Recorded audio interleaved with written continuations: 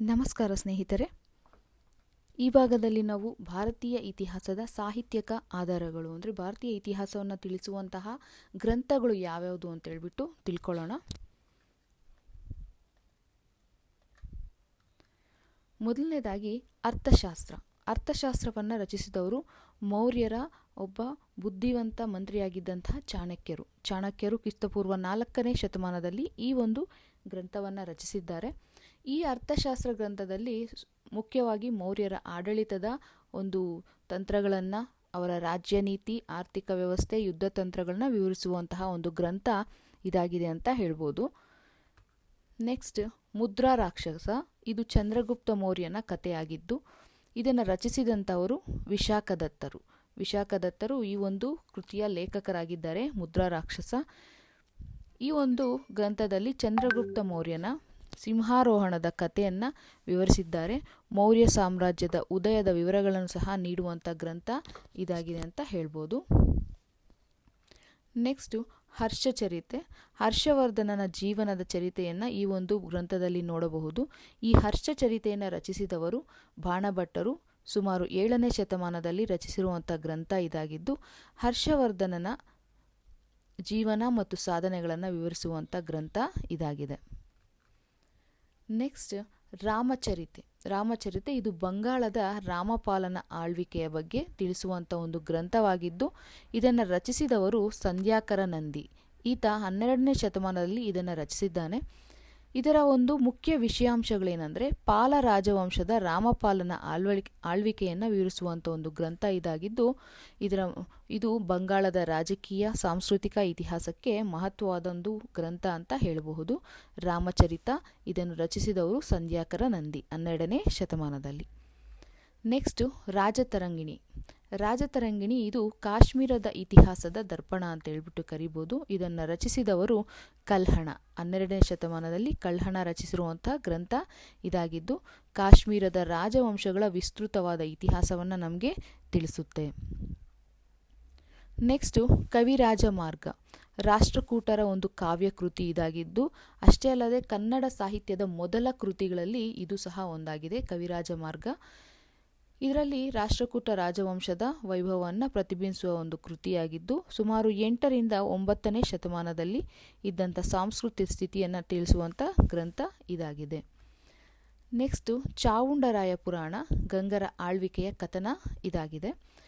ಇದನ್ನು ರಚಿಸಿದಂಥವರು ಚಾವುಂಡರಾಯರು 978ರಲ್ಲಿ ರಚಿಸಿರುವಂಥ ಗ್ರಂಥ ಇದಾಗಿದ್ದು ಈ ಚಾವುಂಡರಾಯ ಪುರಾಣದಲ್ಲಿ ಮುಖ್ಯವಾಗಿ ಗಂಗ ರಾಜವಂಶದ ಇತಿಹಾಸ ಮತ್ತು ಜೈನ ಧರ್ಮ, ದಕ್ಷಿಣ ಭಾರತದ ರಾಜಕೀಯ ಧಾರ್ಮಿಕ ಸ್ಥಿತಿಯನ್ನು ತಿಳಿಸುವಂಥ ವಿಷಯಗಳನ್ನು ಒಳಗೊಂಡಂಥ ಗ್ರಂಥ ಇದಾಗಿದೆ. ಚಾವುಂಡರಾಯ ಪುರಾಣ ಇದನ್ನು ರಚಿಸಿದವರು ಚಾವುಂಡರಾಯರು. ನೆಕ್ಸ್ಟು ವಿಕ್ರಮಾಂಕ ದೇವಚರಿತ. ಚಾಳುಕ್ಯರ ವೈಭವದ ಕಥನ ಇದಾಗಿದ್ದು ಇದನ್ನು ರಚಿಸಿದಂಥವರು ಬಿಲ್ಹಣರು. ವಿಕ್ರಮಾಂಕ ದೇವಚರಿತ ಇದನ್ನು ರಚಿಸಿದವರು ಬಿಲ್ಹಣ. ಸುಮಾರು 11ನೇ ಶತಮಾನದಲ್ಲಿ ರಚಿಸಿರುವಂಥ ಗ್ರಂಥ ಇದಾಗಿದ್ದು 6ನೇ ವಿಕ್ರಮಾದಿತ್ಯನ ಆಳ್ವಿಕೆ, ಚಾಳುಕ್ಯ ಸಾಮ್ರಾಜ್ಯದ ವಿಸ್ತರಣೆ, ಸಾಧನೆಗಳನ್ನು ತಿಳಿಸುವಂಥ ಗ್ರಂಥ ಇದಾಗಿದೆ. ನೆಕ್ಸ್ಟ್, ಕುಮಾರರಾಮನ ಸಾಂಗತ್ಯ. ಕಂಪಣನ ಸಾಧನೆಗಳ ಕಥನ ಇದಾಗಿದ್ದು ಇದನ್ನು ರಚಿಸಿದವರು ಕವಿ ನಂಜುಂಡರವರು. ಕವಿ ನಂಜುಂಡರವರು 14ನೇ ಶತಮಾನದಲ್ಲಿ ರಚಿಸಿರುವಂಥ ಗ್ರಂಥ ಆಗಿದ್ದು ಕುಮಾರರಾಮನ ಸಾಂಗತ್ಯ ಅನ್ನೋದು ಕುಮಾರರಾಮನ ಜೀವನ ಮತ್ತು ಸಾಧನೆಗಳ ಬಗ್ಗೆ ತಿಳಿಸುತ್ತೆ. ನೆಕ್ಸ್ಟ್, ತೆಹ್ಕ್ವೀಕ್ ಹೈ ಹಿಂದ್. ಆಲ್ಬೆರೂನಿಯ ಭಾರತ ದರ್ಶನ. ಲೇಖಕ ಆಲ್ಬೆರೂನಿ 11ನೇ ಶತಮಾನದ ಪರ್ಷಿಯನ್ ವಿದ್ವಾಂಸ ಅಂತ ಹೇಳ್ಬೋದು. ಈತ ಭಾರತೀಯ ವಿಜ್ಞಾನ, ಸಂಸ್ಕೃತಿ, ಧರ್ಮಗಳ ವಿವರಣೆಯನ್ನು ಈ ಒಂದು ಕೃತಿಯಲ್ಲಿ ತಿಳಿಸಿದ್ದಾರೆ. ಪೃಥ್ವಿರಾಜ ರಾಸೊ. ರಾಜಪೂತರ ವೀರಗಾಥೆ ಇದಾಗಿದ್ದು ಇದನ್ನು ಬರೆದಂಥವರು ಚಾಂದ್ ಬರ್ದಾಯ್ ಎನ್ನುವರು 12ನೇ ಶತಮಾನದಲ್ಲಿ ರಚಿಸಿರುವಂಥ ಕೃತಿ ಇದಾಗಿದ್ದು ಪೃಥ್ವಿರಾಜ ಚೌಹಾಣನ ಜೀವನ, ಸಂಯುಕ್ತ ವಿವಾಹ, ರಾಜಪೂತ ಸಂಸ್ಕೃತಿ, ವೀರ ಪರಂಪರೆಯನ್ನು ತಿಳಿಸುವಂಥ ಗ್ರಂಥ ಇದಾಗಿದೆ. ಪೃಥ್ವಿರಾಜ ರಾಸೊ ಇದನ್ನು ಬರೆದವರು ಚಾಂದ್ ಬರ್ದಾಯ್. ನೆಕ್ಸ್ಟು ಮಧುರಾ ವಿಜಯಂ. ವಿಜಯನಗರದ ಸಾಮ್ರಾಜ್ಯದ ವಿಜಯಗಾಥೆ ಇದಾಗಿದ್ದು ಇದನ್ನು ಬರೆದಂಥವರು ಲೇಖಕರು ಗಂಗಾದೇವಿ. 14ನೇ ಶತಮಾನದಲ್ಲಿದ್ದಂಥ ಕವಿಯತ್ರಿ. ಈಕೆ ಈ ಮಧುರಾ ವಿಜಯಂ ಅನ್ನುವಂಥ ಗ್ರಂಥವನ್ನು ಬರೆದಿದ್ದಾರೆ.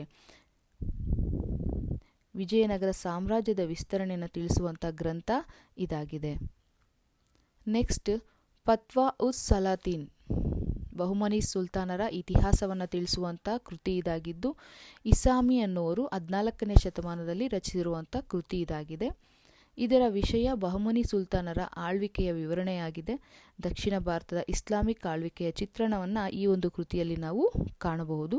ಫತ್ವಾ ಉಸ್ ಸಲಾತೀನ್ ಅನ್ನೋದು ಬಹುಮನಿ ಸುಲ್ತಾನರ ಇತಿಹಾಸ ತಿಳಿಸುವಂಥ ಗ್ರಂಥ. ಇದನ್ನು ರಚಿಸಿದವರು ಇಸಾಮಿ 14ನೇ ಶತಮಾನದಲ್ಲಿ. ತಾರಿಕ್ ಇ ಫಿರೋಜ್ ಶಾಹಿ, ದೆಹಲಿ ಸುಲ್ತಾನರ ಕಥನ. ಇದು ದೆಹಲಿ ಸುಲ್ತಾನರ ಕಥನ ಆಗಿದ್ದು ಇದರ ಒಬ್ಬ ಲೇಖಕರು ಯಾರಂದರೆ ಫಮ್ಶುದ್ದೀನ್ ಸಿರಾಜ್ ಆಸಿಫ್, 14ನೇ ಶತಮಾನದಲ್ಲಿ ಇದ್ದಂತಹ ಇತಿಹಾಸಕಾರ. ಈತ ತಾರಿಕ್ ಇ ಫಿರೋಜ್ ಶಾಹಿ ಅನ್ನುವಂತಹ ಒಂದು ಕಥನ ಬರೆದಿದ್ದಾರೆ. ಇದರಲ್ಲಿ ದೆಹಲಿ ಸುಲ್ತಾನರ ಒಂದು ಆಳ್ವಿಕೆ, ತೈಮೂರನ ದಾಳಿ, ಉತ್ತರ ಭಾರತದ ರಾಜಕೀಯ ಸಾಮಾಜಿಕ ಸ್ಥಿತಿಯನ್ನು ತಿಳಿಸುವ ಗ್ರಂಥ ಇದಾಗಿದೆ ಸ್ನೇಹಿತರೆ. ಇಷ್ಟು ಈ ಒಂದು ಭಾಗದಲ್ಲಿ ನೋಡೋಣ. ಮುಂದಿನ ಭಾಗದಲ್ಲಿ ಇನ್ನಷ್ಟು ಮಾಹಿತಿಯನ್ನು ನಿಮಗೆ ಕೊಡ್ತೀನಿ.